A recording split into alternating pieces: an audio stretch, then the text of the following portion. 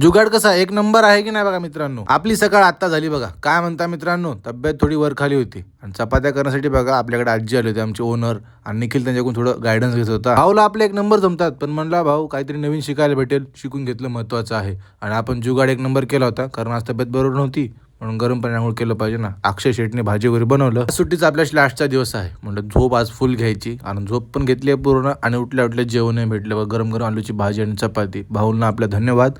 जेवण करूया आणि बाहेर आपण फिरूया. जेवण झाल्या कसं फिरणं गरजेचं असतं, नाहीतर डायजेशन व्यवस्थित होत नाही. आंघोळी करून घेतला आणि उद्या कॉलेज असल्यामुळे शेविंग वगैरे सगळं करावं लागलं, नाहीतर फाईन बसतो.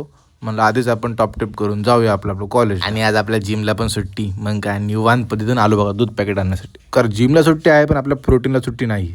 दूध घेतलंय, आता जाऊन आपण रूमवर आपले एकदम बढियावाले ओट्स बनवायचे. प्रोटीन बघा मिठात नसतं, स्वतःच्या मेहनतीत असतं. थोडा स्वतःसाठी वेळ काढला, कारण बॉडी मेंटेन करणं हा फक्त शो ऑफ नाही, तो माझा कमिटमेंट आहे स्वतःशी. कधी कधी वाटतं हे सगळं मी का करतोय, पण मग लक्षात येतं माझं फ्युचर माझ्या हातात आहे. आज मी जे सहन करतोय तेच उद्या मला स्ट्रॉंग बनवणार आहे. सुट्टी बघा माझ्यासाठी चिल्ड्रेन आहे, तो माझा रिचार्ज डे आहे, जेणेकरून उद्या परत एकदा मी माझ्या स्वप्नांसाठी धावू शकेल. खूप दिवस झाले ते बघा आपण आपल्या हातची डाळ भात खाली नव्हती, म्हणून काय डाळ घेतले बनवायला. आज तिखट वगैरे काय नाही, आज आपल्याला फक्त सप्पक डाळ खायची आहे. मनोरने कुकर लावलं होतं, डाळ व्यवस्थित शिजलेली होती. आता माझी बारी होती बघा फोडणी मारायची.